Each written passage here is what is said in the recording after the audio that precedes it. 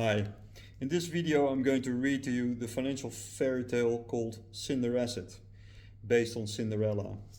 It's covered on page 45 to 49 in 1,000,001 Dirham Financial Fairy Tales. Cinderasset. One day, a vicious financial crisis starts infesting the economy of a faraway country. One of the best-known blue-chip companies looks insolvency into the eyes. Shortly before hearing the court adjudicating her end, she instructs her successful subsidiary to remain profitable and be customer friendly, for that is the key to ultimate business success. During the liquidation process, the former joint venture partner of the blue chip company manages to take control over the successful subsidiary and becomes her stepmother company. Unlike her mother company, she seeks new fortunes by way of a stock exchange listing. The stepmother company has two subsidiaries that have good financials, but they are wicked. They are exploiting their clients. These step subsidiaries somehow manage to make the subsidiary of the insolvent blue chip company work hard and sell useless low quality products. They nickname her Cinderasset, take her proceeds and mock about her in public. Cinderasset nonetheless keeps cherishing the wise words of her mother company, treating clients fairly and offering true benefits. When a wealthy prince visits the exchange on which the wicked step subsidiaries and Cinderasset are planning to be listed, he commits to purchase a substantial number of shares in them all and promises them more valuable investments. The elder wicked step subsidiary begs the wealthy prince for a further top-up of her capital that has to be subordinated to her other creditors. The younger wicked step subsidiary begs the wealthy prince for a prime office on a top location with some beautiful art on its walls. Cinderasset merely asks the wealthy prince for something in commemoration of her mother company, an investment to set up an institute named after her mother that educates students on how to put customers first. The wealthy investor fulfills all of their wishes and commits to further capital. Sometime later, the exchange organizes an investor event especially for the wealthy prince to select his most favorite asset to be listed on the exchange. The wicked step subsidiaries hire obscure lawyers and investment bankers to brush up their prospectuses, to inflate their projections, and to downplay the risk factors. When Cinderasset begs to be presented at the event, the stepmother company refuses because Cinderasset has no presentable prospectus. Cinderasset is challenged to rewrite the prospectus herself in 2 hours. Cinderasset, mindful of the lessons she has learned from her mother company, highlights all the factors that put customers first in her business model, and she discloses the risk factors in a fair way, all in less than 1 hour. Nonetheless, the stepmother company only submits the prospectuses of the two wicked step subsidiaries to the event. Cinderasset is left behind and cries until, unexpectedly, an angel investor comes along and whisks her and her prospectus at the investor event.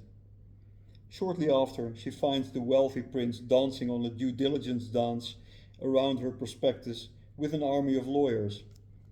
The wealthy prince falls in love with the prospectus and negotiates a significant commitment. However, before he manages and actually discovers the identity of Cinderasset as issuer, she vanishes with her prospectus into the after hours. The wealthy prince tries to follow her but doesn't manage.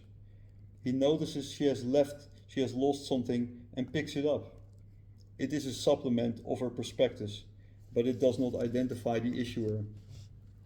After staring at it, he proclaims that he will make his ultimate commitment to the prospectus of which the supplement is part. The next morning, the wealthy prince visits the stepmother company, who keenly refers him to her eldest subsidiary. The wealthy prince checks with his lawyers if the supplement fits her oldest subsidiary prospectus.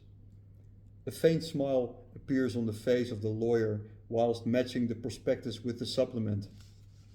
Imagine the prospectus of a coal-producing company, he says, which has now decided it is a good idea to raise capital for electric bikes. He flips a few pages then looks at his wealthy client. Matching the currency of the prospectus to the one in the supplement could help, especially if it's done consistently. Let's not waste time, says the wealthy prince as he stands up.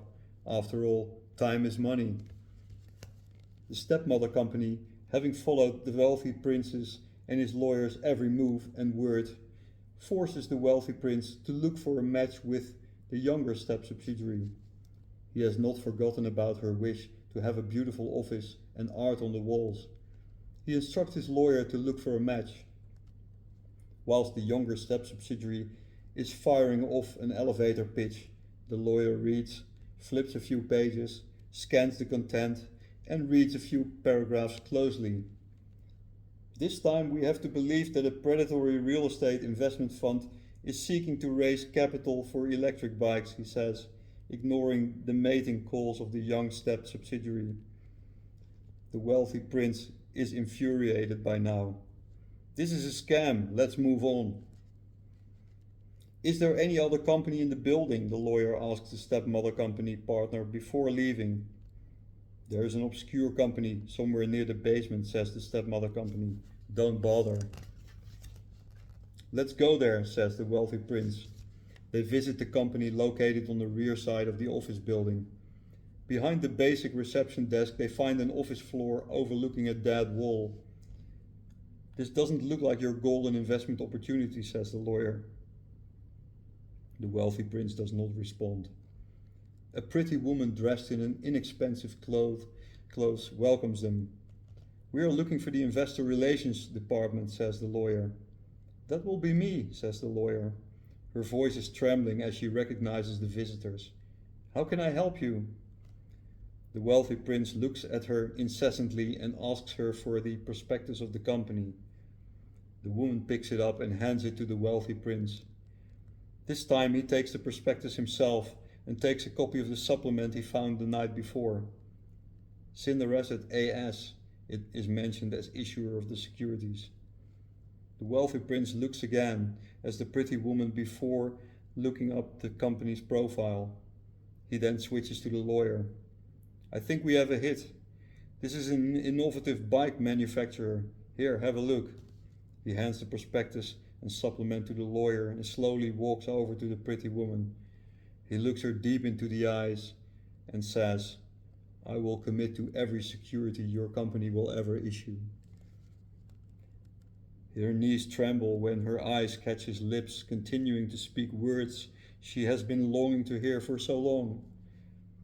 And we will yield beautiful returns on investment.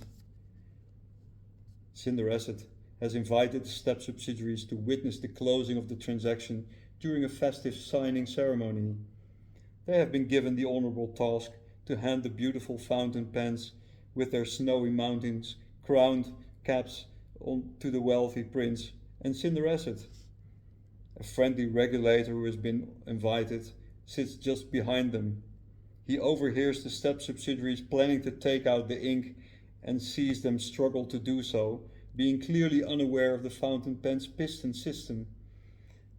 Infuriated with them for such subversive behavior, he decides to refuse their admission to be listed. He hands the fountain pens to Cinderasset and the wealthy prince himself and personally supervises a successful closing. Cinderasset is successfully listed and lives happily ever after in the wealthy prince's portfolio.